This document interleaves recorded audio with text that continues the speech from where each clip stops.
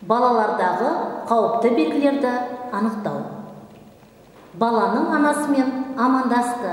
Сәлеметсіз бе? Өзін таныстырды. Мен дәрігер Иманбетова Құралай Амангелдиевнамын. Ашық сұрақтан бастады. Балаңыз емшек емеді ме? Жоқ.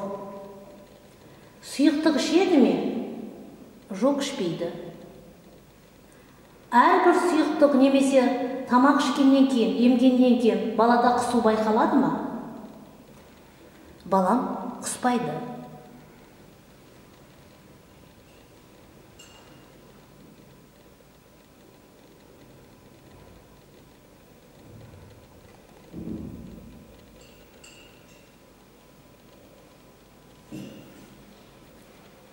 Балада тырысудың бар жоқтығын анықтады.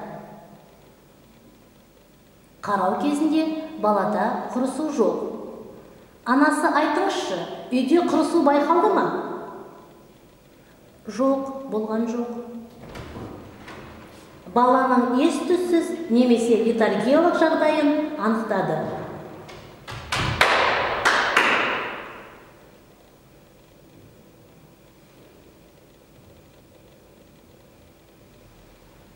Баланы шапалақтап дауыс шығарып көрді.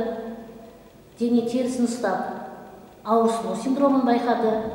Көз жадарына қарап, баланың есі барлығын анықтады.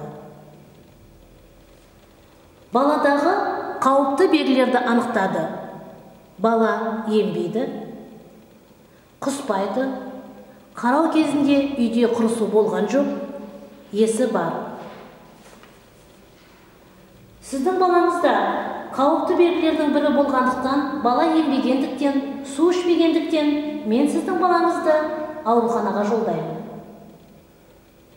Дәрігер жолдама жазып берді.